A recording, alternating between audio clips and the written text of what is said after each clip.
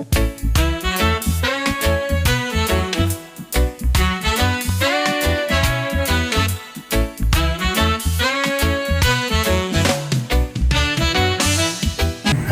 everyone, kamusta? Okay, so ngayon ituturo ko sa inyo kung paano i-troubleshoot yung mga motor natin na walang kuryente. So napaka-importante guys na malaman mo to. Applicable to sa maraming motor guys. Okay? Ngayon, yung motor na to, assuming lang guys na yung sira ng motor na to is yung AC supply ng CDI na galing ng stator. Ngayon ituturo ko sa inyo kung paano hanapin kung yun yung sira. Okay? So guys nga pala, bago ko ituro yun, yung motor na to is gumagana guys So ituturo ko sa inyo dito, explain ko kung paano mo malalaman o mahanap kung sira yung supply ng CDI mo na galing ng stator. So ituturo ko sa inyo step by step mula dito sa spark plug papuntang stator. Okay. So ngayon guys, assuming na yung sira yung AC or yung primary coil ng stator. So anong gagawin mo pag nalaman mo na sira yung primary coil mo sa stator na yun yung nagsusupply ng power sa CDI mo? Okay, so pag magpagawa ka sa labas, mostly yung i-advise nila na bibili ka ng bagong stator kasi sira yung stator primary coil mo. Okay? So para sa akin, hindi ko i-advise yun at mali yun para sa akin kasi napakamahal ng stator guys. So nasa 3,000 yung stator na original, pero kung gusto mo naman ng fake, meron naman mga tag 1,000 to 2,000. Pero hindi tama na i-advise na bibili ka ng stator na bago pag sira lang yung primary coil mo kasi may ibang diskarte pa dyan.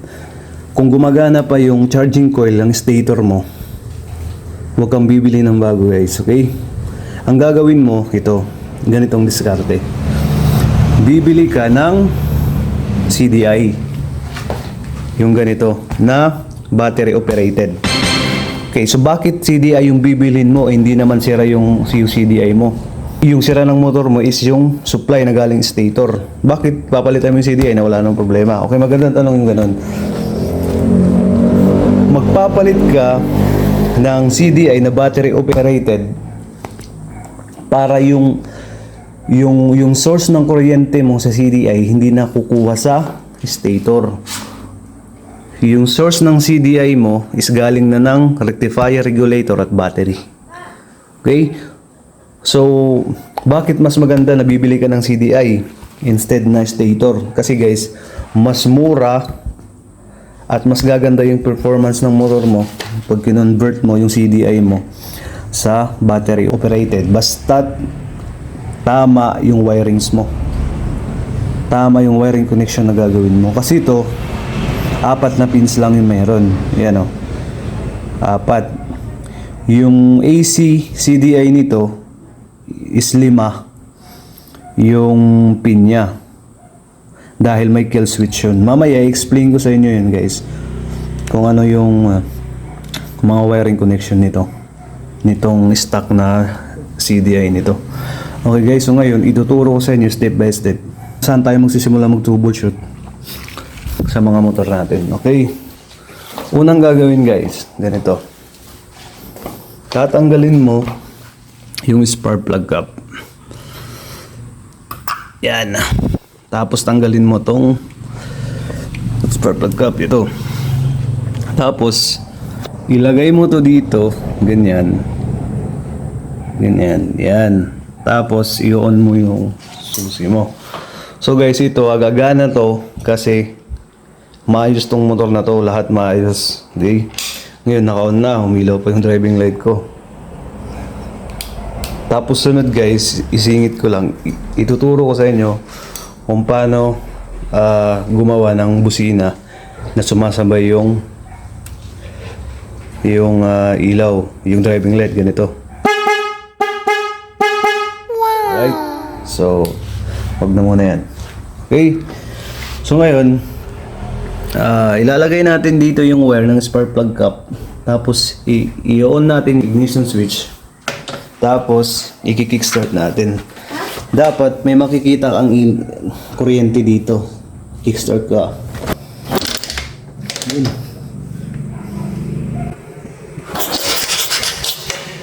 Yun. Bakas. Sana nakita nyo yun. So, kasi nga guys, ito, umaandar to. Kaya, may kuryente talaga siya.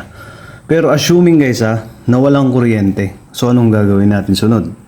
For example rin guys, pag hindi umaandar yung motor mo, may kuryente ito. Tapos hindi umaandar yung motor mo. Tanggalin mo tong spark plug.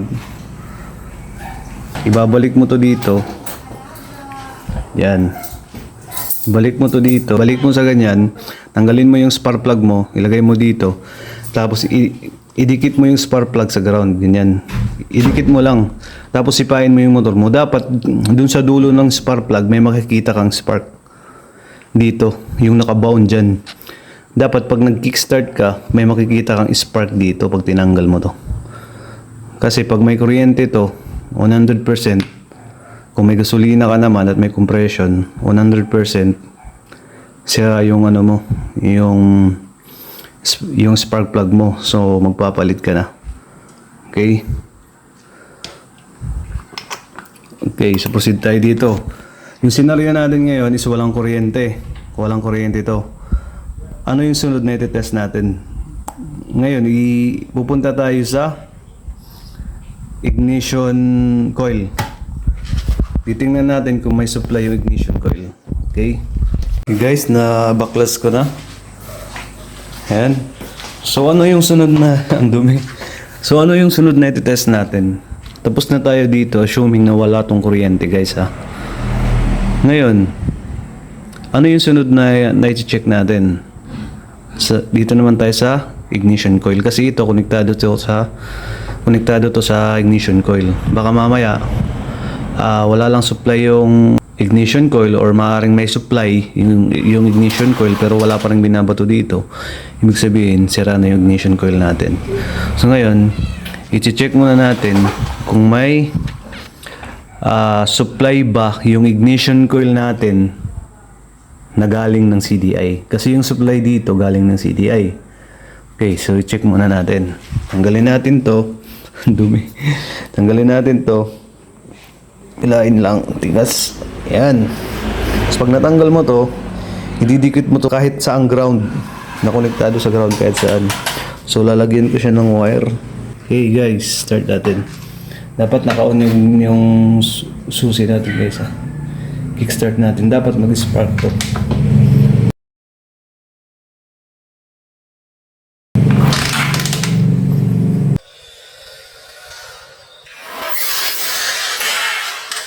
Ayan. Dapat ganyan guys. Dapat ganyan yung makikita nyo dito sa supply ng CDI mo papuntang ignition coil. Ngayon, assuming walang kuryente to. Walang spark dito habang nagki-kickstart ka. Pupunta naman tayo sa CDI. Kasi ibig sabihin, pag walang supply na binibigay yung CDI dito, ibig sabihin may possible na nandito yung problema. Ngayon, pag na-check natin to, na goods naman, tatawid tayo dun sa pinaka-last. Kung saan kumukuha ng kuryente to, dun sa stator. Ngayon, pupunta tayo dito sa CDI. So, tanggalin muna natin yung socket. Okay? Natanggal na natin yung socket ng AC CDI na to. Kung mapapansin nyo guys, meron siyang 6 na pin. Malabo. Yan. So, ano ba tong 6 na to? Ano bang mga connection nito? So, i-explain ko yan guys. Okay, tanggalin muna natin tong AC CDI. Explain ko ng maayos. Matigas. Lumalaban yung rubber. Okay, tanggal na. So guys, ito yung papalitan natin ng 4 pins na CDI. Ito, napapansin nyo guys, 6 siya. 1, 2, 3, 4, 5, 6. Nakikita nyo naman yung mga pin niya sa loob. So ngayon, yung ipapalit natin is apat lang yung pin. Ito guys, oh. So ang tawag dito guys, conversion. Ko-convert natin yung motor, ko-convert natin yung CDI niya to from AC to battery drive or DC drive. Okay? So kailangan guys, tama yung wiring connections nyo dito para gumana to. Okay? Kasi hindi sila parehas. Hindi mo pwedeng ilagay yung socket nito dito. Hindi. Magre-rewiring ka. So, paano ba i-rewiring to? So, explain ko sa inyo yan guys. At i-explain ko sa inyo yung 6 na connection nito. Okay? So, meron ako ditong drawing para mas maintindihan mo. Ito, nag-drawing na naman ako. Yan. Ito yung AC CDI, yan yung may 6 na pin. Yan, 6 na pin. Drawing ko lang para mas maintindihan. Ito naman 4. So 4 siya. So ano ba yung mga pin nito? Itong sa taas sa kaliwa, ito yung negative pulser. Negative ng pulser. Ito naman sa baba sa kaliwa, ito naman yung pulser o tinatawag na pickup coil or trigger. So ito yung nagbibigay ng sinyalis sa CDI na magbibigay na siya ng kuryente sa ignition coil. So nakalagay ito dito sa stator. Okay. Tapos ito naman negative ng CDI. Ito papuntang ignition coil. Ito na yung output ng CDI na ito na papuntang ignition coil. Yung tinesting natin ito. Ito. Ang dumi. Ito. Yan. Kanina, yung tinesting natin. Konektado yan dito. Yun yung output niya. Tapos ito naman, ito yung AC supply na galing sa stator. Ito. Dito sa loob. Yung stator na dito sa loob. Tapos ito naman, kill switch. Okay guys, may explain lang ako ng konti dito at sana maintindihan nyo. Yung minsan may mga motor na pag naka AC CDI sila, may mga motor na kahit naka-off na yung susi, umaandar pa rin yung motor nila. So bakit ganon? Dahil yan dito sa kill switch or sa ignition switch mo may problema. Kasi dapat ito, pag naka-off yung susi mo, dapat ito masusuplayan to ng negative para mag-ground yung CDI. So ngayon, pag naka-off yung susi mo tapos walang supply to ng negative, kahit naka-off na yung susi mo, umaandar pa rin yung motor mo. So maraming nababaliw mag-troubleshoot sa ganyan. So hindi nila nakukuha yung problema. So yun lang yun guys. Ibig sabihin, may problema yung ignition switch mo. Pag naka-off ka, hindi nagsusupply ng ground dito sa kill switch mo. Tapos yung isa naman, kabaliktaran. Ngayon, naka-off yung susi mo. Pag on mo, hindi umaandar yung motor mo. Yan, marami ding nababaliw dyan. Hindi nila mapaandar yung motor. Bakit? Kahit naka-on na yung susi, may supply pa rin to na ground. So, hindi talaga andar yung motor mo. Dapat pag nag-on ka ng ignition switch, pag nag-on ka, dapat yung supply na ground dito makakat na. Okay? So sa madaling salita, yung problema mo, yung susian ng motor mo. Sana nag-gets nyo guys. Tapos, meron ding mga motor na okay, meron to. May kill switch, may AC supply, may negative, walang ignition coil. Bakit? Yung possible na problema niyan guys, yung pulser mo. Kasi yung pulser mo, konektado yan dun sa stator. So marami ding nahihirapan i-troubleshoot to. Kasi minsan, sasabihin nila na stator na yung sira kaya hindi na gumagana yung CDI mo. Bakit sinasabi nila na stator? Kasi yung pulser, dun nakalagay kasama sa stator. So mali po yun guys, kailangan yung mekaniko mo alamit tester yung pulser. Kasi pag ganon, nasabihin nila na sira yung stator, bibili ka ng stator ang mahal-mahal.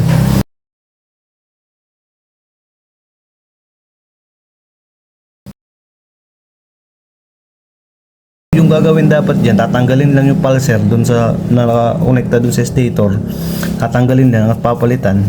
At yun lang yung gagastusin mo. Magkano lang yun, mga 100 pesos. Papalitan lang yung pulser. Hindi ka bubuo ng stator. O hindi ka bibili ng stator. Okay. Sana naintindihan nyo yung guys. Tapos ito naman, yung DC-CDI na ipapalit natin. Yung taas bandang kaliwa. Ito rin taas bandang kaliwa. Pulser. Ito rin yung galing ng stator. Yung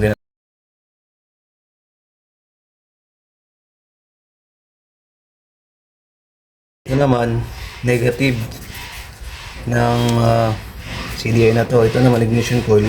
Papunta dun sa ignition coil. Ito naman, yung positive wire or positive accessories na galing sa battery at rectifier regulator. Okay, so, paano ba i-convert tong 6 pin to 4 pins na DC operated?